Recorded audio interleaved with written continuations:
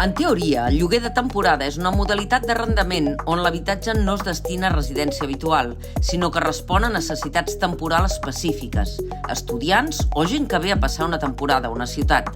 A la pràctica, bona part del lloguer de temporada s'ha convertit en un frau de llei, la manera que tenen algunes immobiliàries de saltar-se la regulació de preus i els drets de les llogateres, un instrument per esquivar la legislació, una fórmula que el sindicat de llogateres considera un contracte immobiliari escombraria. A què es refereixen com a contracte escombraria quan parlem de lloguers?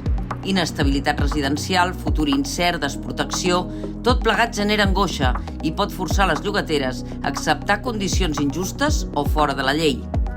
Possibilitar una manera de discriminar les llogateres per prescindir de certs perfils de persones que es consideren poc rendibles, com per exemple persones de perfil migrant amb més inestabilitat laboral.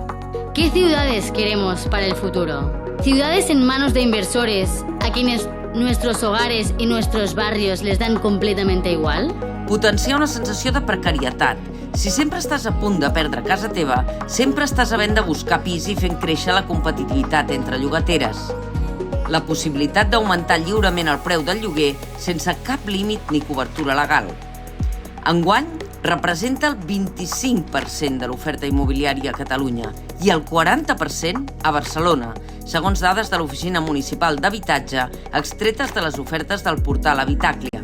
I han anat pujant a mesura que ho han fet les diferents iniciatives legislatives per limitar els preus del lloguer. Què proposa el sindicat de llogateres? Una reforma efectiva de la llei de l'habitatge que incideixi específicament sobre la regulació dels lloguers de temporada, que es reguli com una activitat econòmica específica amb llicència, exigeix als poders públics que duguin a terme accions contundents i específiques que resolguin una situació que a la pràctica estaria deixant en paper mullat la llei que regula els lloguers d'habitatges.